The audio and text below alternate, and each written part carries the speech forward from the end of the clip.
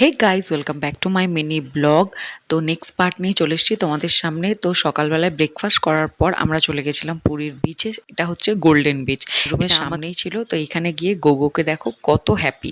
তো first time আমি পুরীতে গেছিলাম, আমি আর আমার বোন, আর সৌরভ আর সুমনদা ওরা আগে একবার নাকি গেছিল। তো এই দেখো ওখানে গিয়ে গোগোকে দেখো কি করতে থাকছে। ও জলে যাওয়ার জন্য এত এক্সাইটেড ছিল যে ও নিজেই একা চলে যেতে চাইছে।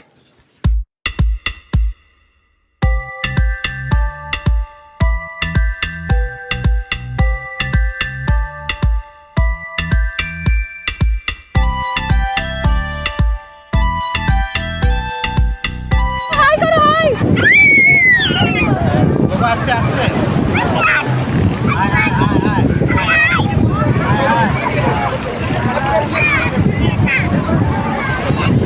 এই এসছে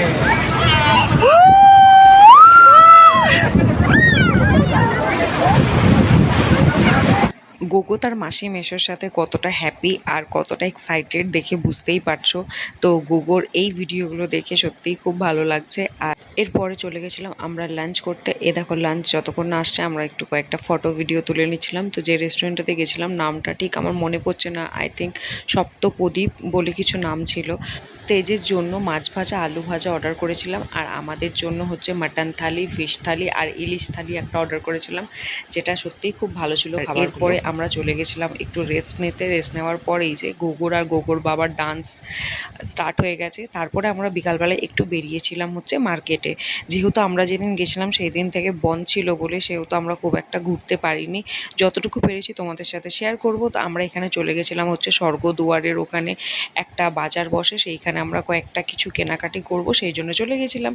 তো দেখো বাজারটা অনেক বড়, পুরো বিচটা ভর্তি এই বাজারটা। তো এখানে গিয়ে দেখো রাত্রির এই দৃশ্যটা দেখতে কত ভালো লাগছে। তো আমরা কয়েকটা জিনিস কেনাকাটি করেছিলাম, তারপরে আমরা রুমে চলে এসেছিলাম ডিনার করে।